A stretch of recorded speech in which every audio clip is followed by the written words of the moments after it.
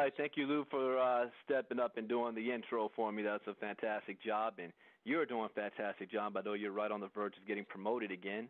So we just push forward and make that happen before this month is out. Everybody else, welcome. This is our Saturday morning training call. I swapped with last night with Chris McCoy, and this morning this is weird for me because I haven't done this in a long time, maybe 6, 7 months of Saturday morning training. And the topic is mindset, getting your mind right, as Lou stated. And I actually had a little panic attack about this last night. Right before I went to bed, I was thinking about what I was going to say, because this is a topic that is so vast, and in this short amount of time that I'm going to be sharing with you about the proper mindset, exactly what angle to hit, because this can be a weekend-long training. You think that 3 hours on YouTube was long. I can go all weekend about mindset. And so I think for this session, the goal is I want you to become aware of what the mindset is and why it's so important, rather than trying to get into the meat of it. But once you're aware of it, then you know how to attack it and how to have personal growth and awareness with it. But it's basically becoming aware. Now, when I was back in college, before I jumped into personal development, I wrote my college senior thesis, was called Mental Incarceration, Why Slavery Has Never Ended. And that was my thesis. And my whole point to that was, our country has a long and battered history on physical and mental abuse on people in this country, especially slavery. It's a bad scar that will never heal, no matter how many times people want to say get over with. It's part of our history. When slavery ended, slavery never really ended. It just transformed from the shackles, physical shackles, to mental shackles. It also transformed not based on the color of your skin, but based on your own mindset. Who can be influenced by who. In my thesis, I also talked about a gentleman named Booker T. Washington in the 19th century who said that there's a talented tenth in the population.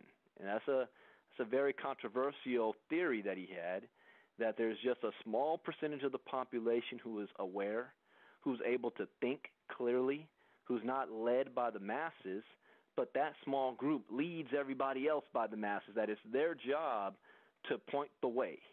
It was controversial because, in a sense, he was saying that not all people are created equally. The problem today is that you all have heard of the rat race. You know that from the day that you're born, and I would encourage you, if you guys have note and pad, please take notes, but I would encourage you to hop on YouTube and look up Earl Nightingale and listen to what he has to say. Earl Nightingale, he has something called the strangest secret. You are what you become what you think about all day long. Thoughts are things. So if you as a child is programmed from birth to think a certain way, and who's programming us? Our parents, our school system, and society, and the media. That's our influence. We start to talk like them. We think like them. We act like them. We do go through life exactly like them. We figure that once you grow up, you got to do what mom and dad did. You even complain like them. You even get their same mannerisms, negative mannerisms.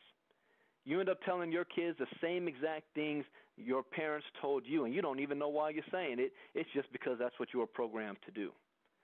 Society has programmed you to think a certain way. Because since there's no longer slavery, legal slavery, if they can enslave your mind, you're still a slave, because if you're working on a job, they know where you are 24/7. You think you're free. You get up in the morning, put on your clothes, take the kids to school, go to work. You're there the majority of the day. come home, eat dinner, watch TV, American Idol, to get yourself entertained for a couple hours, go to sleep, do the same thing, pay your bills. You know, Les Brown, I was watching his video on mindset last night, and he even said, he says it breaks his heart when he meets older people in their later years of life, in their twilight, and they're about to pass on to the next world. And the number one thing they always tell them is that, you know, I'm 85, I'm 90 years old, and I never lived. I lived for my children. I lived to pay bills. I lived for everybody else, but I never lived for myself. And that's what most people do, and they don't realize this until the end, until it's too late. I just looked at my life yesterday, the freedom. Wake up in the morning when I felt like it. My wife already took the kids to school. Normally I do if I wake up early enough. Went to the gym, did some work. We had a nice call yesterday with the leaders. Took a nap, woke up, went to go see Resident Evil in the middle of the day, like 1:30. Came back home, ate, spent some time with my wife. Kids came home, played, wrestled with them. And then the evening did more work. And I made more money on that day than I would have any day on my job. And my wife cracked a joke. She said, yeah, today's Friday, but not for you. So what do you mean? So every day is a Friday for you. She's right. That's freedom. The government never knows where I am. I can be anywhere I want. One thing about a home-based business is you can do a home-based business from anywhere on the planet. You don't have to be in one spot. But how do you get to that level? The average person wouldn't understand that type of a lifestyle because where are they supposed to be? At work. Here's a question that you must ask yourself. And if you don't have the answer to this, you know you have a lot of work to do. But here's the question you need to ask yourself. Where do you want to be 5 years from now? If you don't have a clearly defined answer for this, you know you need to break out of that mental incarceration. You know that you're in it. See, before I go further, let me help you understand something. There's stages of consciousness. You have the unconscious, unknowing. That's where most people are. They call it ignorance is bliss. They have no idea that they don't know anything. You ever met a person like this before? Sometimes children. They have no idea that they don't know anything. Then you have the unconscious knowing. You start to learn that you don't know anything. It's like an awakening moment. You're starting to learn that you don't know diddly squat. Then you have the unconscious knowing. This is where you start to learn new things, and you're starting to take it in subconsciously. Then you have the conscious, I'm sorry, I just screwed that up. The third one is called the conscious knowing. You consciously know that you don't know nothing. How about that? Yeah, I need to go back to school. I need more education. I don't know nothing. But then you have the unconscious knowing. And when that happens, things in your life just happen for you. You don't have to think about it. It's eternalized. And that's the stages of growth that you're going to have to go through. So you ask yourself the question, where do I want to be 5 years from now? Most people don't ask themselves that question. And 5 years from now, they're going to be in the exact same place they were when they got started. When I quit network marketing, I gave up because it was just got too hard. It got too difficult. My mind wasn't right. I wanted it to be easy. I thought I did everything possible. I talked to everybody possible. Everybody said, no, it's too hard. I got to go back to a job. And 4 years goes by, and at the end of those 4 years, I was no better off than I was when I got started. I was in the same exact spot, the same exact location, only 4 years older and less money in the bank. The same spot. So if I continue down that path, the next 4 years I'm going to be in the same exact spot. Got to do something different. Got to change your mindset. So the next question you ask yourself is, if money was no longer an issue in your life, and this is an important distinction here.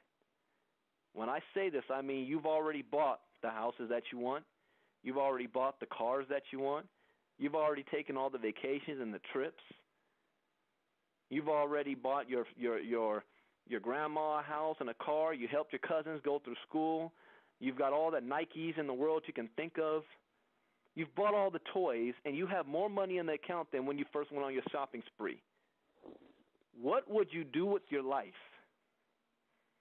Obviously, you're not going to work a job. But what would you do with your life? Why did God put you on this earth? See, that's another question that 99.9% of all human beings never even entertain because of something called reality. See, as children, we always dream. We dream of what could be, what we could become. My 5-year-old thinks he can become Superman one day, that he can actually fly. He runs around the house with his cape on 24/7. That's his thing. We dream. But as we get older, we get faced with something called reality. And we don't realize reality is what you make of it. It's just reality. People say, why you go to work? Oh, I don't know. I got to pay bills. Really? Do you enjoy doing that? No. Why are you doing it? I got to pay bills. So you're a slave. Oh, no, I'm free. Really? Let's go to Cancun next week. I can't. Why not? I got to be on my job Monday morning. So you're a slave. No. It's the same circle over and over and over again. But what would you do with your life? You love music. You love to write. What is your talent? Do you even know what your talent is? Do you even know what you're good at? Do you know what your passions are? If you don't know any of these, you really need to change your mindset and start working towards that. We all have gifts, God-given gifts. It should be your right to find out what yours is and pursue it without being penalized for doing so because you have to be on a job. But to get there is the mindset. Because of sake of time, I'm going to have to cut a whole lot out and jump into something here. Rich people teach their children differently than poor people do.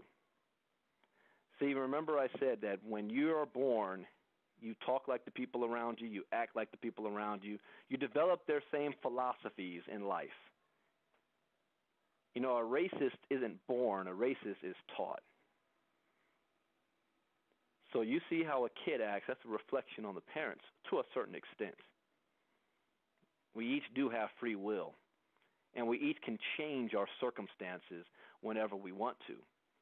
You can have two people grow up in the same exact household, in the same exact neighborhood, and lead completely different lives because of choice. My mother and her sister are night and day. My mother is like one of the classiest business women you would ever find. They can have dinner in the White House. Her sister, 2 years younger, is the neighborhood gang mom that you would never want over for dinner.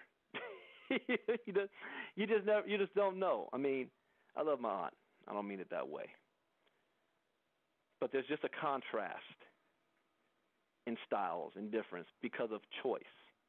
We all still have choice. Is that what they said in the movie The Matrix? We all do have choice if you know that there's a choice to be made. Most people don't know that there's a choice to be made. They figure they have to do it because they have to do it.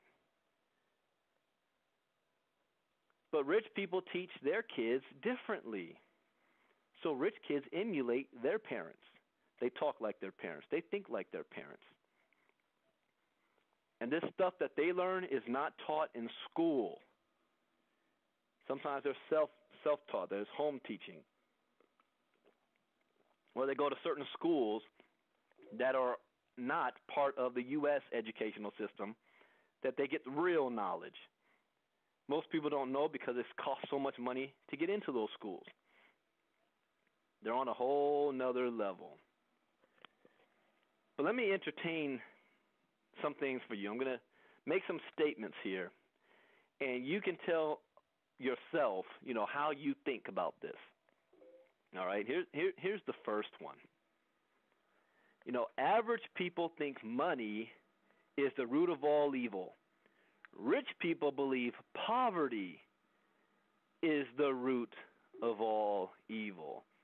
For those of you who have read The Science of Getting Rich by Wallace D. Wattles, you will really understand that statement.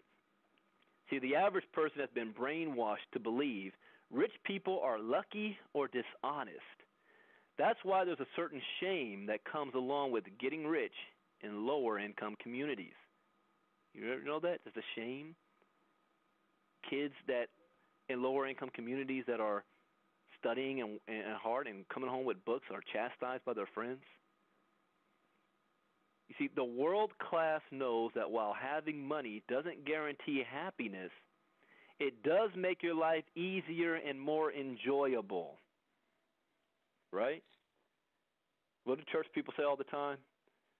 I have another aunt that chastises me every time she sees me make a post about making more money. And every chance she gets, she's got to remind me, remember, it all comes from the grace of God.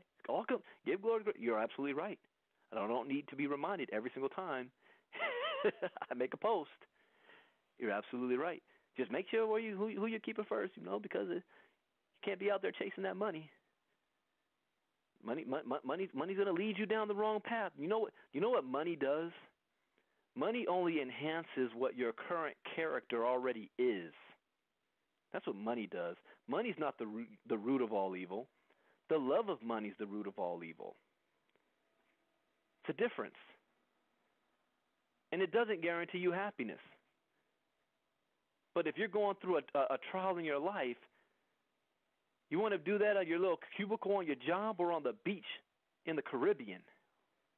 Sure makes things a lot easier when you don't have to stress if your bills are going to be paid or your house is going to be taken away or your car repossessed. The average person thinks selfishness is a vice. Rich people think selfishness is a virtue. Ooh, that can be a topic for debate. What? You mean rich people are selfish? Oh, see, that's why you can't be rich, because if you're rich, you're going to turn out to be selfish. Let me tell you something here. The rich go out there and try to make themselves happy. They don't try to pretend to save the world. The problem is that middle-class people see that as a negative, and it's keeping them poor. If you're not taking care of you, you're not in a position to help anyone else. You can't give what you don't have. Those of you who flew down to Atlanta, what's the first thing that they teach you if there's an air emergency and those gas masks fall down? Do you attempt to put it on your child first, or do you put it on yourself first? You put it on yourself first. Why? Because if you pass out trying to put it on your kid and you don't get it on your kid's face, then both you and your kid perish. But if you can get it on you first, now you have all the air you need and the time to take care of your children. See, I don't want to keep saying poor, broke-minded people. I'll just say average. See, average people think that you're selfish if you're in pursuit of happiness. And if you actually make it, they're selfish. They're not looking out for the little guy. They only think about themselves and how much money they make. Really? How many people are you able to help when you're dead broke and you can't even pay your own bills? When a relative calls, can you help them save their house? When you're in the grocery line and you see somebody searching for pennies in front of you, can you pull out your credit card and help pay for their groceries? Or you just stand there and shake your hand and say, man, I'm glad I'm not in that position. I do that all the time. It is not selfish in the pursuit of happiness. And those who are in a situation like the rich, they're able to turn around and help. That doesn't mean that they will, but they can. They have the ability to, just like the average person. The average person just doesn't have the ability, period. So they don't even have the choice to have to choose between I'm going to help or I'm not. They always have an out. I just can't. I would if I could, really. Let's put money in your pocket and see if you can really do what you claim that you are going to do, help everybody. See who's selfish then. The average people have a lottery mentality. Rich people have an action mentality. The average people have a lottery mentality. While the masses are waiting to pick the right numbers and praying for prosperity, the great ones are solving problems. The hero, which is what middle-class people claim to be, we're the Robin Hoods. Steal from the rich, give to the poor type. We're the heroes. We're average people. They're waiting for God, government, and their boss or their spouse to help them out. It's the average person's level of thinking that breeds this approach to life and living while the clock keeps ticking away. 97% of all Americans will retire broke, depending on family, government, and friends by the age of 65. You work for 40 years of your life, not moving forward while the clock is ticking away. You play the lottery and compare numbers at the water tower in your job, hoping that one day you're going to hit it big. And then even if you do hit it big, it's a 70% chance that you're going to go broke in 10 years anyway. You're just hoping, you're just wishing, you're just praying. Don't get me wrong, I am a Christian and I pray. But praise without action is ceasing. What action are you taking in your life? Or are you just sitting there waiting for something to happen? That's what the average person does. They want to wait for something to happen. While rich people go out there and make it happen, even if it's a risk. Do they fail? All the time. And they just get right back up and keep doing it. Average people think the road to riches is paved with formal education. Rich people believe in acquiring specific knowledge. Specific knowledge. Why do we believe that? And let's just keep it real. In today's America, it is almost economically foolhardy to have your kid go through 4 years of formal education, because the reality is that most of them is going to graduate in debt, lacking skills necessary to acquire a job. You realize that? They're going to end up living with you until their 30s or late 20s. They call them the twinksters. And it'll be until they're in their 40s before they can pay off that college debt. And they're in a job market where they have to compete with other people who've already been in the job market for 20 years and have been laid off, who also have an education and 20 years of experience. But we still got to go to college. You still got to go. Why? Especially in my community, because we've been denied the chance for higher education for so many decades and centuries, that you might be the second or third generation person to go to your school or go to college, or even the first. It feels good, especially as parents. I raised my kids and they got to college. I did a good job. Really?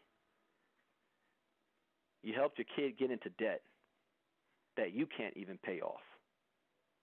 See, I'm not saying education is bad, because I have an education. I'm 2 semesters away from a master's degree. My wife has a master's degree and 3 semesters away from a PhD. My kids will be going to school for different reasons. College helps you learn how to think. and it shows that you're able to finish something that you began if you graduate. That's the best value that a college education can give you. If you're able to graduate, you show me that you're able to finish something that you began. I don't care what your major was. That's what employers look for. Because most people get jobs that have nothing to do with the career or the degree that they got in college in the first place. And see, while rich people, they are looking for specific knowledge. See, in the Science of Getting Rich, Wallace D. Waddell states that success is not in doing certain things. It's doing things in a certain way. I'll leave that for you to figure that out. Success is not in doing certain things. It's doing things in a certain way. A couple of weeks ago, I gave you a 3-hour YouTube, Facebook training. People still ask, I can't believe, one, you gave it out there for free, and two, you gave everything that you do. Aren't you afraid somebody's going to copy you? No, I want y'all to copy me. But here's the real deal about it is I can give you my playbook, and you can do exactly the way I do it, but I do things in a certain way. That makes all the difference. And until you learn that, it doesn't matter what you copy from me, you're not going to get the same results because I've learned to do things in a certain way. It's a huge difference. Rich people acquire specific knowledge in whatever field it is that they want to become successful in. So whatever field that you're in right now, find yourself a mentor in that field or someone who is very successful to follow and learn from. It's like targeted knowledge. Average people long for the good old days. Rich people dream of the future. Right? What's the I cringe to bring this up, but it's a fact. What's the number one rallying call in America right now? It's because we're in our political season. We want America back. We want the old days back. We want things to be how they used to be, where we were comfortable in our own little shell, our own little corner. See, the problem with that mentality is that you never move forward and you never adapt to change. There's always going to be change. Even Ronald Reagan said that. There's always going to be change. But if there's going to be change, we're going to regulate it. We're going to tax it. We're going to write the change. That was Ronald Reagan's words. Do not be afraid of the future. You make it what you want to be, not going back to the old days, because life is constant progression. Rich people are like chameleons. When they sense wind of a change coming, you better believe they're either going to be at the forefront of that change or they will adapt so fast that they still make money in that same situation. There is no bad situation in change for rich people. There's only just a different circumstance for me to figure out how to make more money. While poor people, change can be catastrophic because they don't know anything else. And their answer is, I got to go back to school to learn a new skill. Right? Or let's do everything we can to make things the old way. Major difference in thinking. How about this? Average people see money through the eyes of emotion. Rich people think about money logically. See, an ordinarily smart, well-educated, and otherwise successful person can be instantly transformed into a fear-based, scarcity-driven thinker whose greatest financial aspiration is to retire comfortably. Wow. The world class sees money for what it is and what it's not, through the eyes of logic. The great ones know money is a critical tool that presents options and opportunities. There are some key points there. Rich people see money as a tool to be used, while the average person sees money as scarcity, that there's not enough to go around. You realize that poor people actually think about money far more often than rich people do? No, they don't. Yes, they do. Yesterday, I didn't think about money at all day when I was spending it. I didn't look at the price tag. I just spent it. Whereas 4 months ago, I would have been like, wait. Can I afford to go get that new toy? Can I afford to get this warehouse pizza, or do I need to go back to Domino's because it's cheaper? Can I afford to do that? Oh, I can't afford it. I gotta wait.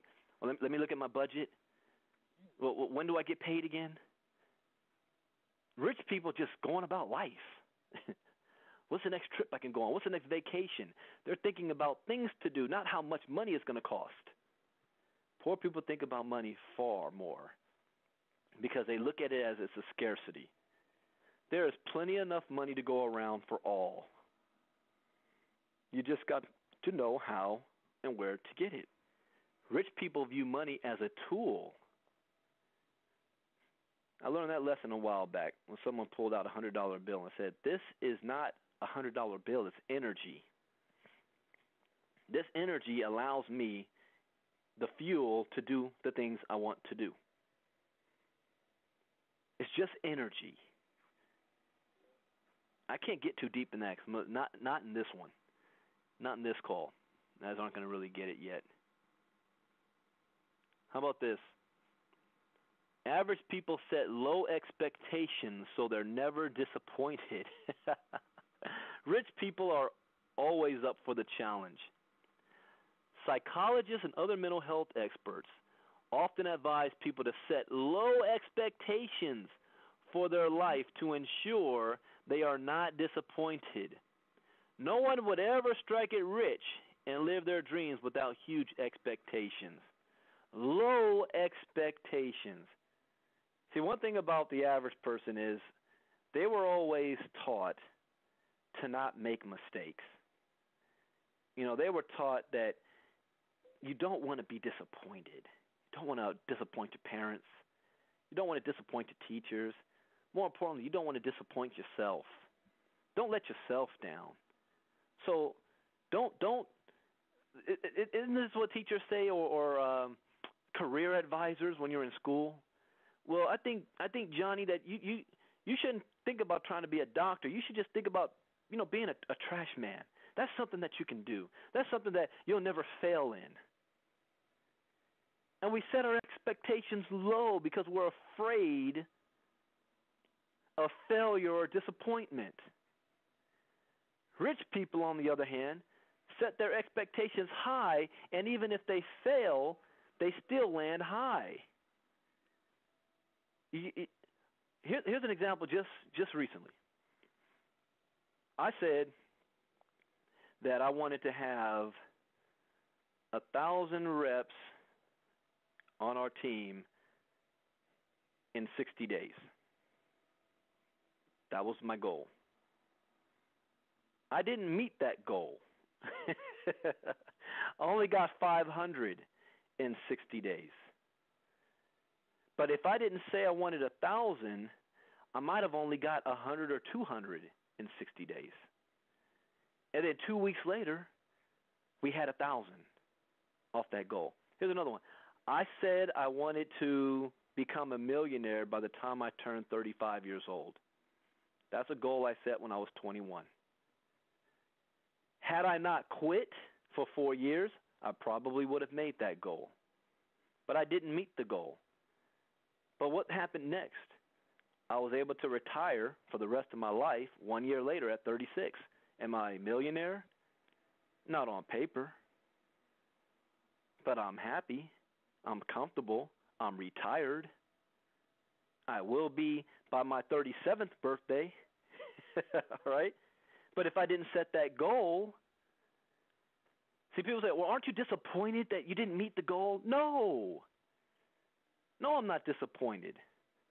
Here's another goal I set that we still haven't met. I said by the end of July, we would have 5,000 people on our team. Here we are in September, and we have 3,700 people on our team. Am I upset? No. See, if you shoot for the stars and miss, at least you'll land amongst the mountains. What is it? Les Brown, Jim Rohn, Zig Ziglar, they all say the same thing. The problem with most people is not that they shoot too high and miss, they shoot too low and hit.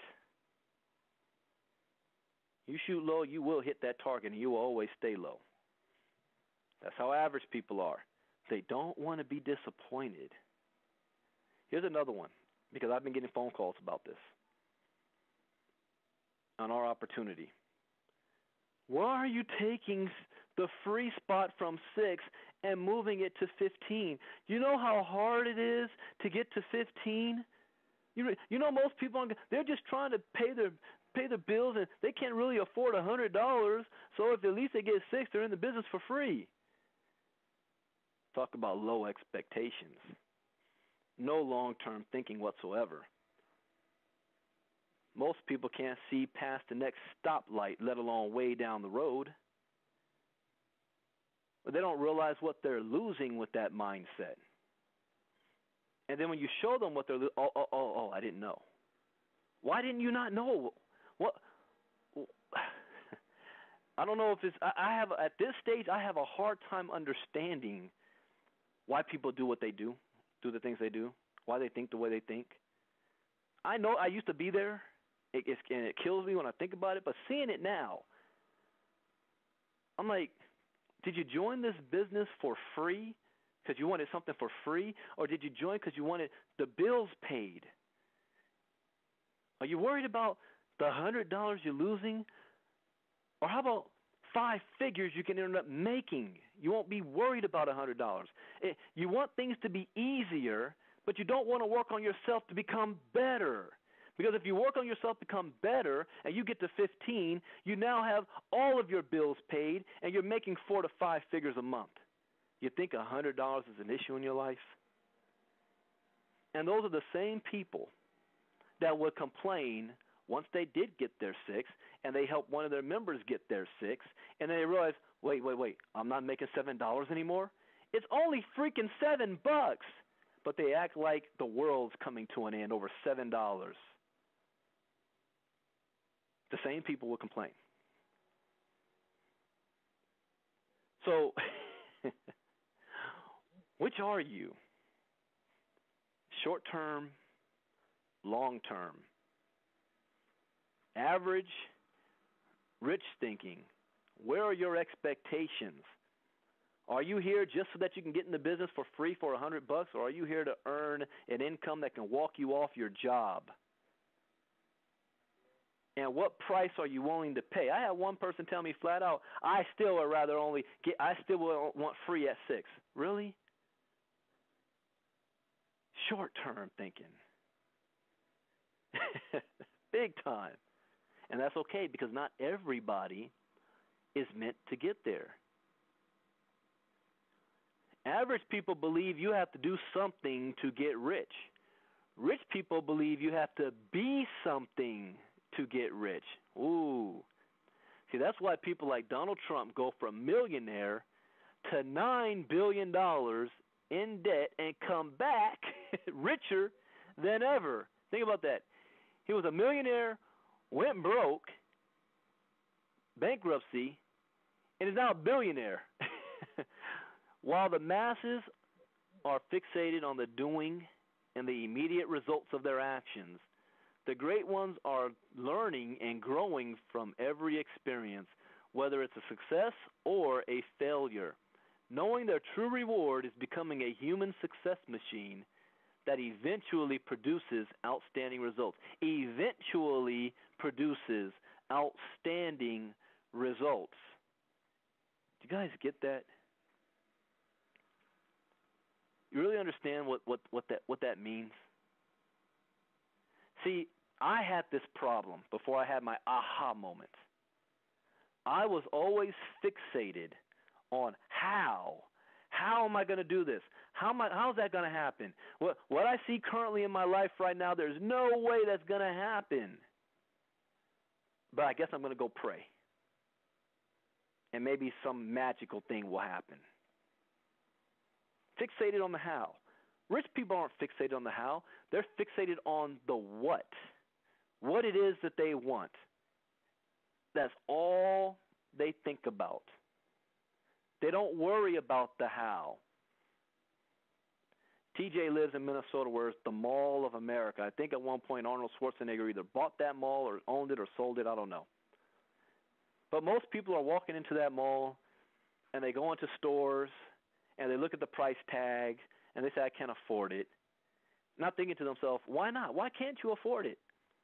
Not only does someone else can afford it, but somebody owns the mall. Why can't you own the mall? See, people don't think like that. They're worried about how. How am I going to own it? Don't worry about that. Have a dream that is going to happen. Have a dream. That's what Dr. Martin Luther King Jr. said. I have a dream. One day, all men are created equal. Not just in the eyes of the Lord, but in the eyes of the law. And at that time, it was seen as impossible. Impossible. You guys realize that just a couple of decades ago, a huge segment of our population was not allowed to vote? Really? In my parents' lifetime, people were not allowed the right to vote? Things changed very rapidly, but it wasn't that long ago when the world was completely different than it is today. Somebody had to have a dream. Somebody had to have a vision. It's not average people that make things happen. Average people are driven or follow the rest of the crowd. I don't have time to go into that even more deeper than I want to. How about this one? Average people believe you need money to make money. Rich people use other people's money. Now, that's an easy one. Right? You want to open a store? Oh, I don't have any money. I need money. No, you don't. Think of the idea first. And then are you willing to learn ways how you can get it without having to spend your own money? Since I've come back to network marketing, I've had a lot of failures since then as well. But any opportunity that I was a part of, I never spent my own money. Never. Use the profits from the previous opportunity. And then when I get into business, I make it a point and a goal. How fast can I be in the black? I do not want to come out of my pocket another month. It will never happen. And most people, they're worried about the six to get the business for free. Why don't you produce and get the business for free? Oh, I can't. It's hard. Why don't you learn the skills necessary so that you can produce? If other people are doing it, why can't you do it? They're not anything special than you. You put your leg on one leg at a time just like that, your pants on. You put your shoes on. You brush your teeth. There's 24 hours in a day for everybody. What's the difference? Oh, well, they have more experience. How did they get the experience? What did they do? See, a lot of people come up to me and they say, Brandon, what do you do day to day? I want to be just like you. I want to copy what you do. No, don't copy what I do now. Copy what I did in the beginning to get to where I am now. Oh, Brandon brought over a large organization. He already had a huge list. It's easy for him.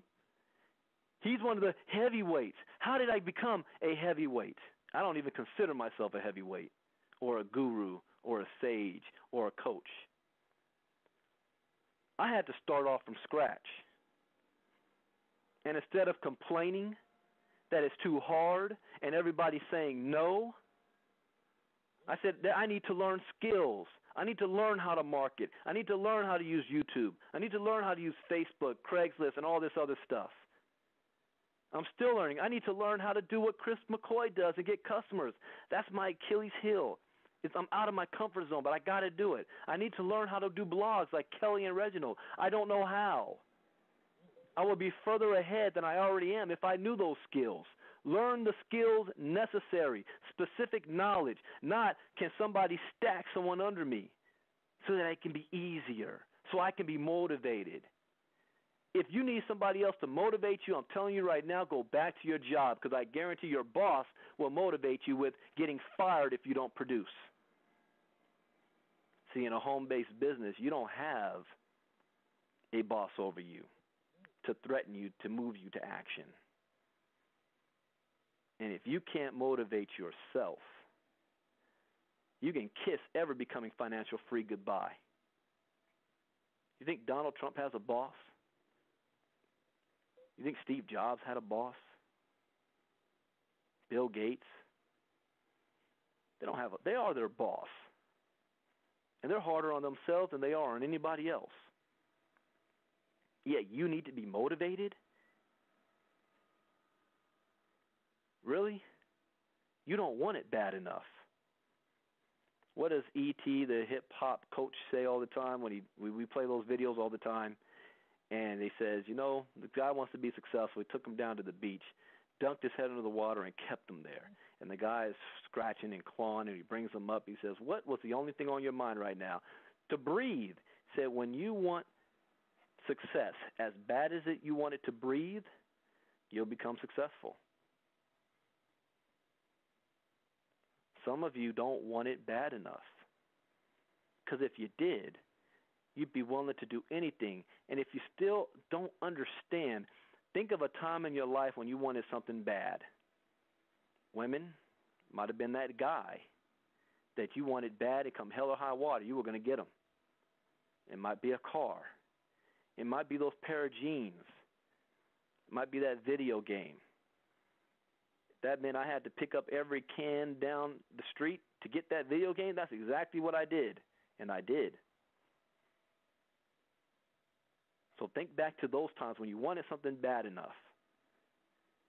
When that happens, you don't need somebody calling you saying, are you going to be on the next training call? Are you going to be on the next webinar? When's the next thing happen? You know when the next thing is happening. You don't need somebody to tell you or hold your hand. That's what average people need. So if you find yourself doing this, recognize that you're average. But if you find that you don't need that happening, you just crossed over into the rich realm of what rich people do. Right? Look at this. Average people live beyond their means. Rich people live below their means. Average people live beyond their means. There's a reason for that. You think, well, what are we talking about? I mean, they've got to pay bills. Don't they deserve, after working 60, 70, 80 hours a week and paying their bills, to at least splurge every now and then? I mean, to get something nice for once? Take that Vegas trip and live it up for at least one time? Even if they go in debt for a couple months after it? I mean, don't we deserve that? First of all, you don't deserve absolutely nothing. There's no such thing as deserve in life. This isn't entitlement. You're not entitled to have a great life. You're given the choice to have a great life. That's where Americans are very spoiled, and I'm one of them. I felt the world owed me something. The world doesn't owe me nothing. It gave me life. Now, I make out of it what I want to make out of it, not what's going to be given to me.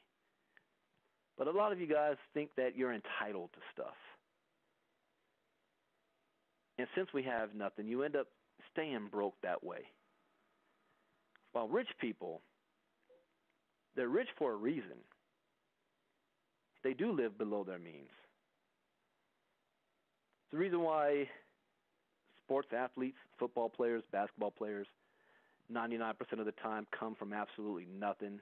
from the worst neighborhoods, and that is what drove them to success and excellence because they wanted to change their lifestyle, and I commend that. They just wanted it bad enough. But they become instant millionaires based on talent. See, here's a difference here. Not based on mindset other than how to become the number one in their craft, but is based on talent for whatever sport that they're in. And the results of that talent is millions of dollars in the bank account. But it's just like a lottery winner. If you never learn the skills necessary to attain that type of income, you definitely don't have the skills necessary to keep that income. So when the playing days are over, you developed your talent in the wrong area, and now your talent can no longer bring that income in. You didn't learn the skills necessary to keep that income, and you go broke. 70% of them broke within 5 years. Go look up NBA basketball players. Look them up. All the ones who were the ballers in the 90s. Where are they now? I say 90s because none of them, or most of them, are no longer in the league right now.